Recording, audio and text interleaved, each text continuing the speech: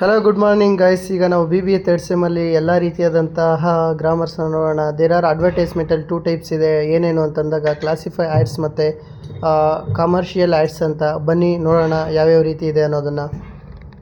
Classify ads ಮತ್ತು commercial ads ಯಾವ ಥರ ಇರಬೇಕು ಅನ್ನೋದನ್ನು ನೋಡೋಣ. ನೋಡಿ, ಕ್ಲಾಸಿಫೈ ಆ್ಯಡ್ಸಲ್ಲಿ ಜನರಲ್ ಪಬ್ಲಿಕ್ ಆಗಿರಬೇಕು, ಮತ್ತು ಮಿನಿಮಮ್ ವರ್ಡ್ಸು ಒಂದು 50 ವರ್ಡ್ಸ್ ಆದರೂ ಇರಬೇಕು ಮಿನಿಮಮ್ಮು, ಮತ್ತು ಸಿಂಪಲ್ ಆಗಿರಬೇಕು.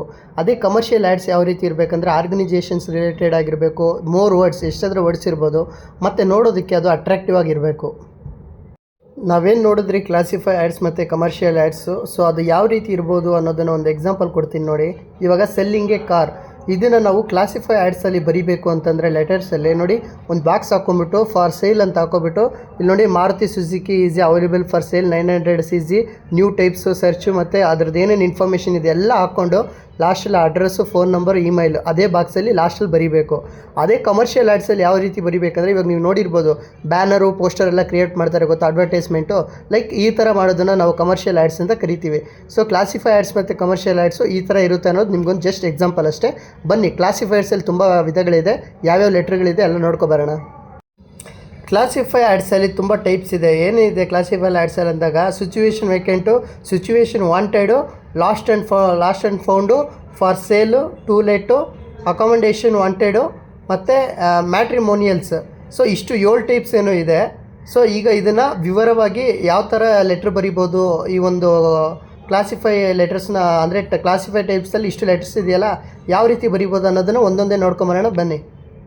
ಫಸ್ಟು ನಾವು ನೋಡೋದಾದರೆ ಸಿಚುವೇಷನ್ ವೇಕೆಂಟು. ಸೊ ಇಲ್ಲಿ ಏನಿದೆ ಅಂತಂದರೆ, ಒಂದು ಕೆಲಸ ಖಾಲಿದೆ, ಆ ಕೆಲಸ ಮಾಡೋದಕ್ಕೆ ಒಬ್ಬ ವ್ಯಕ್ತಿ ಬೇಕಾಗಿದ್ದಾರೆ. ಸೊ ಇಲ್ಲಿ ಯಾವ ರೀತಿ ಅವರು ಇದು ಮಾಡ್ತಾರೆ, ಲೆಟ್ರ್ ಕಳಿಸ್ತಾರೆ, ಪೋಸ್ಟ್ ಮಾಡ್ತಾರೆ ಅಂತಂದಾಗ, wanted a computer engineer male or female for our organisation, qualification BA English within minimum experience 2 years, fluency in English speaking is must with good and programming skill, salary negotiable, apply within 1 week, within a detailed resume ಅಂತ ಅಂದ್ಬಿಟ್ಟು ಕಾಂಟ್ಯಾಕ್ಟ್ನ ಕೆಳಗಡೆ ಕೊಟ್ಬಿಟ್ಟಿದ್ದಾರೆ. ಏನೋ ಅವ್ರದ್ದು Gmail plus ಏನು company name ಕೊಟ್ಬಿಟ್ಟವ್ರೆ ಕೆಳಗಡೆ. ಸೊ ನೀವು ಈ ಥರ ಒಂದು ಲೆಟ್ರು ಬರೀರಿ ಅಂತ ಏನಾದರೆ ಕ್ವಶನ್ ಕೊಟ್ಟಾಗ, ಸೊ ನೀವು ಈ ಥರ ಬಾಕ್ಸ್ ಹಾಕ್ಕೊಂಡು ಆ ಬಾಕ್ಸ್ ಒಳಗೆ ಚಿಕ್ಕದಾಗಿ ಈ ಥರ ಬರ್ಕೋಬೇಕು. ಲಾಸ್ಟಲ್ಲಿ ನೀವು ಏನದು ಕಾಂಟ್ಯಾಕ್ಟ್ ಏನಿರುತ್ತೋ ಅದನ್ನು ಅವರು ಹಾಕಬೇಕಾಗುತ್ತೆ. ಮತ್ತು ಮಧ್ಯದಲ್ಲಿ ಈ ಥರ ಇನ್ಫಾರ್ಮೇಷನ್ ಬರೀಬೇಕು. ಮೇಲ್ಗಡೆ ಏನು ಹೆಡ್ಡಿಂಗ್ ಇದೆ ಅದನ್ನು ಬರೀಬೇಕಾಗುತ್ತೆ. ಇಲ್ಲಿ ಸಿಚುವೇಷನ್ ವಾಂಟೆಡ್ ಅಂದರೆ, ಇಲ್ಲೊಂದು ಸಿಚುವೇಷನ್ ಕ್ರಿಯೇಟ್ ಆಗಿರುತ್ತೆ, ಒಂದು ಕೆಲಸ ಖಾಲಿ ಇರುತ್ತೆ, ಅದಕ್ಕೆ ಎಲಿಜಿಬಲ್ ಆಗಿರೋನು, ಅದೇ ಕೆಲಸದಲ್ಲಿ ಒಂದು ಪ್ರಾಪರ್ ನಾಲೆಜ್ ಹೊಂದಿರೋನ ಅವರು ಹುಡುಕ್ತಾ ಇರ್ತಾರೆ. ಸೊ ಆಗ ಒಂದು ಲೆಟ್ರು ಯಾವ ರೀತಿ ಅವರು ಬರೀತಾರೆ ಅಂತಂದಾಗ, ನೀವು ನೋಡ್ಬೋದು ಸೇಮ್ ಟೈಪ್ ಬಾಕ್ಸ್ ಹಾಕ್ಕೊಳ್ಳಿ, ಮೇಲೆ ಹೆಡ್ಡಿಂಗ್ ಸಿಚುವೇಷನ್ ವಾಂಟೆಡ್ ಅಂತ ಬರ್ಕೊಳ್ಳಿ. Looking for A job as A computer engineer, qualification BA English within 3 years experience, excellent programming skill, available for the interview of any working day in the interest company may be contact ಅಂತ ಅಂದ್ಬಿಟ್ಟು ಅವರು ಕಂಪ್ನಿಯವ್ರು ಕಳಿಸಿರ್ತಾರೆ. So ಅದನ್ನು ನೋಡ್ಬಿಟ್ಟು ಅವರು ಯಾರು interest ಇದೆ ಅವ್ರ ಕೆಲಸಕ್ಕೆ ಸೇರ್ಕೋತಾರೆ. ಸೊ ನೋಡ್ಬೋದು ಲಾಸ್ಟಲ್ಲಿ ಕಾಂಟ್ಯಾಕ್ಟ್ ನಂಬರ್ ರವೀಶ್ ಅಂತ ಹಿಂಗೆ ಕೊಟ್ಟವ್ರೆ, ಮತ್ತು ಮೊಬೈಲ್ ನಂಬರ್ ಕೊಟ್ಟವ್ರೆ. ಈ ಥರ ಸಿಚುವೇಷನ್ ವಾಂಟೆಡ್ ಇದು ಲೆಟ್ರ್ ಕೇಳಿದಾಗ ಈ ಥರ ಮಾಡಿ.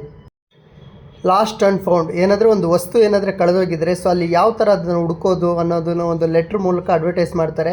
ಫಾರ್ ಎಕ್ಸಾಂಪಲ್ ಸೇಮ್ ಗೆರೆ ಹಾಕ್ಕೊಳ್ಳಿ, ಲಾಸ್ಟ್ ಆ್ಯಂಡ್ ಫೌಂಡ್ ಅಂತ ಹಾಕ್ಕೊಳ್ಳಿ.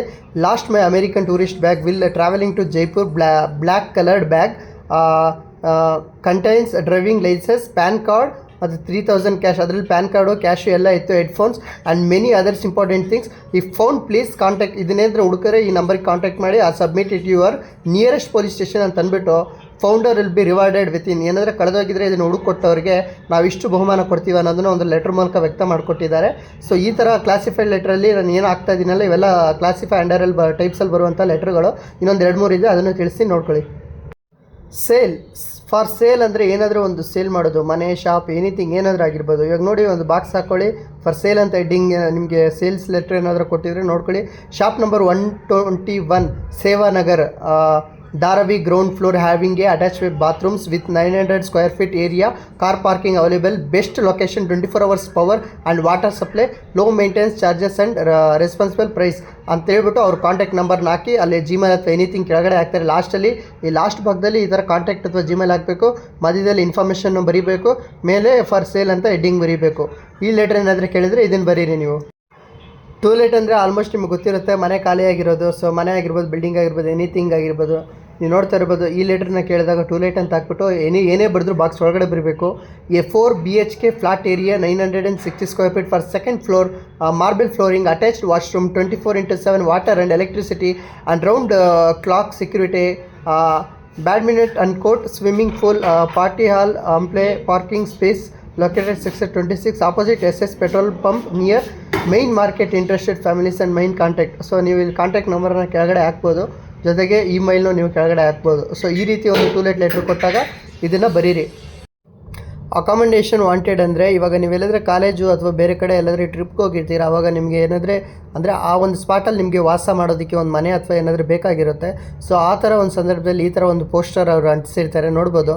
ಅಕಾಮಡೇಷನ್ ವಾಂಟೆಡ್ ಅಂದರೆ we need a accommodation urgently for a Japanese player speaks to good English an Argentina and his girlfriend and an Australian. They are all playing rugby for Senenum. This could a room in a flat or house to rent the clothes ಅಂತ ಅಂದ್ಬಿಟ್ಟು ಇಲ್ಲಿ phone number ಹಾಕಿರ್ತಾರೆ. ಅವ್ರಿಗೆ ಏನೇನು ಬೇಕೋ ಅದನ್ನೆಲ್ಲ ಅವ್ರು mention ಮಾಡಿರ್ತಾರೆ. ಸೊ ಆ ಲೆಟ್ರನ್ನ ನೀವು ಕೇಳಿದಾಗ ಅಕಾಮಡೇಷನ್ ವಾಂಟೆಡ್ನಲ್ಲಿ ನೀವು ಇದನ್ನು ಬರಿಬೇಕಾಗುತ್ತೆ, ಸೇಮ್ ಬಾಕ್ಸಲ್ಲೇ ಬರಿಬೇಕಾಗುತ್ತೆ. ಗ್ರೂಮ್ ವಾಂಟೆಡ್ ಅಂದರೆ ನೀವು ಯಾರಾದರೆ ಒಂದು ನಿಮ್ಮ ಮನೆಯಲ್ಲಿ ವರ ಹುಡುಕ್ತಾ ಇದ್ದರೆ ಮದುವೆಗೆ, ಸೊ ಆ ಒಂದು ಸಂದರ್ಭದಲ್ಲಿ ಏನೇನೆಲ್ಲ ಕ್ವಾಲಿಫಿಕೇಷನ್ ಇರಬೇಕು, ಯಾವ ರೀತಿ ಇರಬೇಕು ಅನ್ನೋದನ್ನು ಈ ಲೆಟ್ರಲ್ಲಿ ಬರೀತಾರೆ. ಸೊ ಇದು ಒಂದು ಸೇಮ್ ಬಾಕ್ಸ್ ಟೈಪಲ್ಲಿ ಬರೆದು ಗ್ರೂಮ್ ವಾಂಟೆಡ್ ಅಂತ ಮೇಲೆ ಬರೆದು ಇನ್ಫಾರ್ಮೇಷನ್ ಒಳಗೆ ಬರೀಬೇಕಾಗುತ್ತೆ.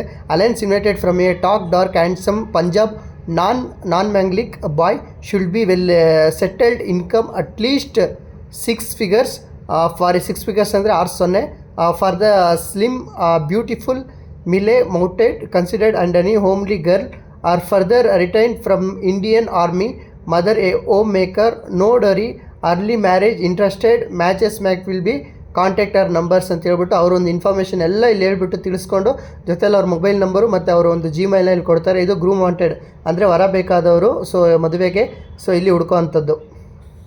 ಇಷ್ಟೊತ್ತು ನಾವು ಕ್ಲಾಸಿಫೈಡ್ ಬರೋಂಥ ಎಲ್ಲ ಲೆಟರ್ಸ್ನ ಟೈಪ್ಸ್ನ ನಾವು ನೋಡಿದ್ವಿ. ಇವಾಗ ನಾವು ಕಮರ್ಷಿಯಲ್ ಲೆಟ್ರ್ ಯಾವ ರೀತಿ ಇರುತ್ತೆ ಅನ್ನೋದನ್ನು ನೋಡೋಣ ಬನ್ನಿ. ಕಮರ್ಷಿಯಲ್ ಆ್ಯಡ್ಸ್ ಲೆಟರ್ ಯಾವ ರೀತಿ ಅಂದಾಗ, ಫಾರ್ ಎಕ್ಸಾಂಪಲ್ ನೋಡಿ, you are the health secretary of government of India as part of the public announcement design a poster. ಹೇಳಿದ್ದೀನಿ ಕಮರ್ಷಿಯಲ್ ಆ್ಯಡ್ಸ್ ಬಂದುಬಿಟ್ಟು ನಾರ್ಮಲಾಗಿ ಪೋಸ್ಟರ್ ಕ್ರಿಯೇಟ್ ಮಾಡೋದಿರುತ್ತೆ ರಿಗಾರ್ಡಿಂಗ್ ಕೋವಿಡ್ ಅಪ್ರೋಟೆಪ್ ಟು ಬಿಹೇವಿಯರ್. ಸೊ ಯಾವ ಥರ ಬರೀಬೇಕು ಅನ್ನೋದನ್ನು ನೆಕ್ಸ್ಟ್ ಪೇಜಲ್ಲಿ ತೋರಿಸ್ತೀನಿ ನೋಡಿ. ಕೋವಿಡ್ ಬಗ್ಗೆ ಪೋಸ್ಟರ್ ಕೇಳಿದರು, ಸೊ ಇಲ್ಲಿ ಮಾಡಿದ್ದಾರೆ ನೋಡಿ. Public service announcement stopping the spread starts with you ಅಂತ ಅಂದ್ಬಿಟ್ಟು ಈ ಕಡೆ ಆ ಕಡೆ ಡಿಸೈನ್ ಮಾಡಿಬಿಟ್ಟು ಫಾಲೋ ಕೋವಿಡ್ ಗೈಡ್ಲೈನ್ಸ್ ಮತ್ತು ಸ್ಟೇ ಹೋಮ್ ಸ್ಟೇ ಸೇಫ್ ಅಂತ ಮಾಡಿದ್ದಾರೆ. ಒಂದು ಡ್ರಾಯಿಂಗ್ ಬಿಡಿಸಿದ್ದಾರೆ. ಮತ್ತು wear a mask, clean your hands, maintain safe distance, get a vaccination. ಅಂದರೆ ಇಲ್ಲಿ ನೀವು ಸ್ಲೋಗನ್ ಬರೀಬೇಕು ಮತ್ತು ಇನ್ಸ್ಟ್ರಕ್ಷನ್ ಏನು ಕೊಡ್ತೀವಿ ಅದನ್ನು ಬರೀಬೇಕು. ಅದನ್ನು ಡ್ರಾಯಿಂಗ್ ಮೂಲಕ ಬರೆದು ನೀವೊಂದು ಪೋಸ್ಟರ್ ಥರ ಕ್ರಿಯೇಟ್ ಮಾಡಬೇಕು. ಲಾಸ್ಟಲ್ಲಿ ಬಂದುಬಿಟ್ಟು ಗೆರೆ ಎಳೆದ್ಬಿಟ್ಟು issued by government of India, ಯಾರು ಅದನ್ನು ಮಾಡ್ತಾ ಇದ್ದಾರೆ ಅಂತಂದಾಗ issued by government of India in public interested ಅಂತ ಅಂದ್ಬಿಟ್ಟು ಲಾಸ್ಟಲ್ಲಿ ಒಂದು ಬರೀಬೇಕಾಗಿದೆ ನೋಡಿ. ಮೇಲ್ಗಡೆ ಹೆಡ್ಡಿಂಗ್ ಬರೀಬೇಕು, ಆ ಕಡೆ ಈ ಕಡೆ ಡ್ರಾಯಿಂಗ್ಸ್ ಬಿಡಿಸ್ಬಿಟ್ಟು ಒಂದು ಸ್ಲೋಗನ್ ಬರೀಬೇಕು. ಕೆಳಗಡೆ ನಾವು ಟೈಟಲ್ ಏನು ಸ್ಲೋಗನ್ ಇದೆಯಲ್ಲ ಅದು ಆರ್ಡರ್ ವೈಸಲ್ಲಿ ಬರೆದು ಒಂದು ಡ್ರಾಯಿಂಗಲ್ಲಿ ತೋರಿಸ್ಬೇಕು. ಅದೇ ರೀತಿ next question, you are the marketing manager of NRM learning solutions, design a poster, invited people to an learning fair at a school ಅಂತ ಕೊಟ್ಟಿದ್ದಾರೆ. ಸೊ ಇದಕ್ಕೆ ರಿಲೇಟೆಡ್ ಆಗಿರೋ ಒಂದು ಪೋಸ್ಟರ್ನ ಕ್ರಿಯೇಟ್ ಮಾಡಿದ್ದಾರೆ, ಬನ್ನಿ ನೋಡೋಣ. ಸೊ ನೋಡಿ ನೀವು ಇಲ್ಲಿ ಮೇಲೆ ಹೆಡ್ಡಿಂಗಲ್ಲಿ ಈ learning fair, learning anything anywhere any time ಅನ್ನೋದೊಂದು ಸ್ಲೋಗನ್ ನಾರ್ಮಲಾಗಿ ಬರ್ಕೊಳ್ಳಿ. ಆ ಕಡೆ ಈ ಕಡೆ ಯಾವಾಗ ಸ್ಟಾರ್ಟ್ ಆಗುತ್ತೆ ಮತ್ತು ಏನು ಗೈಡ್ಲೈನ್ಸ್ ಅನ್ನೋದನ್ನು ಬರ್ಕೊಳ್ಳಿ. ಕೆಳಗಡೆ ಸ್ಲೋಗನ್ಸ್ ನೋಡ್ಕೊಳ್ಳಿ.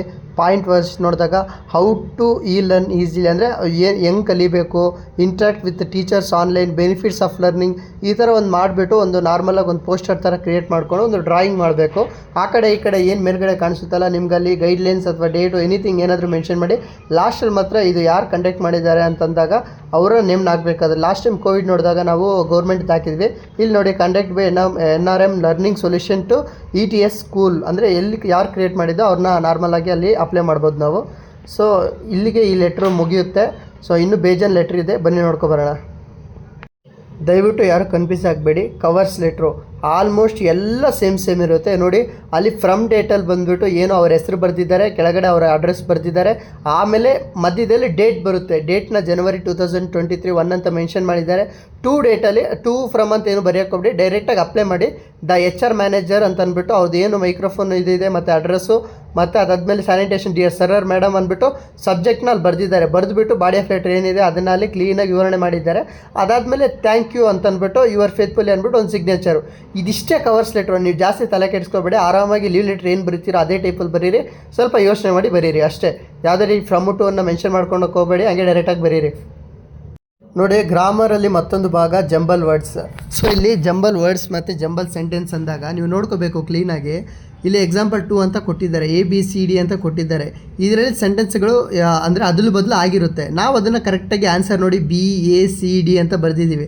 ನಾವು ಫೈಂಡ್ ಮಾಡ್ಕೋಬೇಕು ಎಲ್ಲಿಂದ ಸ್ಟಾರ್ಟ್ ಆಗುತ್ತೆ, ಯಾವುದು ಮಧ್ಯದಲ್ಲಿ ಬರುತ್ತೆ, ಯಾವುದು ಕೊನೆ ಆಗುತ್ತೆ ಅನ್ನೋದನ್ನು ನಾವು ಕ್ಲೀನಾಗಿ ಒಂದು 2-3 ಸಲ ಓದ್ಕೊಂಡು ಅಲ್ಲಿ BACD ಅನ್ನೋ ಒಂದು ಕರೆಕ್ಟ್ ಮಾಡಿಕೊಂಡ್ರೆ ಜಂಬಲ್ ವರ್ಡ್ಸ್ ಆಗುತ್ತೆ. ನಿಮ್ಗೇನಾದರೂ ಇನ್ನೂ ಡೌಟ್ ಇದ್ದರೆ ಯೂಟ್ಯೂಬಲ್ಲಿ ಹೋಗಿ ಜಂಬಲ್ ವರ್ಡ್ಸ್ನ ಯಾವ ರೀತಿ ಫೌಂಡ್ ಮಾಡ್ಕೋಬೇಕು, ಏನು ಸ್ಟಾರ್ಟ್ ಮಾಡಬೇಕು ಅನ್ನೋದನ್ನು ತಿಳ್ಕೊಳ್ಳಿ. ಇಲ್ಲಿ ನಾನು ನಿಮಗೆ ಮೇಲೆ ಹೇಳ್ಕೊಂಡು ಹೋಗ್ತೀನಿ ಗ್ರಾಮರ್ ಯಾವ ರೀತಿ ಇರುತ್ತೆ ಅಂದಾಗ. ನೋಡಿ, ಎಲ್ಲ ಅದಲು ಬದಲಾಗಿರುತ್ತೆ. ನಾವು ಅದನ್ನು ರೀಅರೇಂಜ್ ಕರೆಕ್ಟಾಗಿ ಸೇರಿಸ್ಬೇಕು. ಮೊದಲು ಯಾವ ರೀತಿ ನೋಡಿ, ಇವಾಗ ಈ ಥರ 4 ಲೈನ್ ಕೊಟ್ಟಿದ್ದಾರೆ ABCD ಅಂತ. ಇಲ್ಲಿ ನೋಡಿ, 1 evening will walking along the river bank ಅದು ನೋಡಿ. ಇಲ್ಲಿ 1 ಈವ್ನಿಂಗ್ ಅಂದರೆ ಒಂದು ಸಂಜೆ ಒಂಥರ ಸ್ಟಾರ್ಟ್ ಆಗೋ ಥರ ಇದೆ. ಲಾಸ್ಟಲ್ಲಿ ನೋಡಿ D ಒಂದು ಓದ್ತೀನಿ.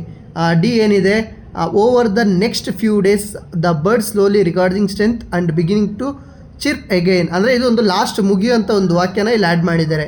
ಸೊ ಆರ್ಡರ್ ವೈಸಲ್ಲಿ ನೀವು ಬರ್ಕೊಂಡು ಹೋಗಬೇಕಾಗುತ್ತೆ. ಸೊ ಅಷ್ಟೇ, ದಟ್ಸ್ ಇಟ್. ಇದು ಜಂಬಲ್ ವರ್ಡ್ಸು, ಅದಲು ಬದಲಾಗಿರುತ್ತೆ, ಸರಿ ಮಾಡ್ಕೋಬೇಕು. ಪ್ರಾಪರಾಗಿ ಇಂಗ್ಲೀಷ್ ಬರೋರು 100% ಸರಿ ಮಾಡ್ತಾರೆ, ಅರ್ಧಂಬರ್ಧ ಬರೋರು ಸರಿ ಮಾಡೋಕ್ಕೆ ಟ್ರೈ ಮಾಡಿ. ಈಗ ನಾವು ರೆಸ್ಯೂಮ್ ನೋಡೋಣ. ರೆಸ್ಯೂಮ್ ಅಂದಿದ ತಕ್ಷಣ ಅದನ್ನು ಒಂದು ಆರ್ಡರ್ ವೈಸಲ್ಲಿ ಬರೆಯುವಂಥ ಒಂದು ರೂಲ್ಸ್ ಇರುತ್ತೆ.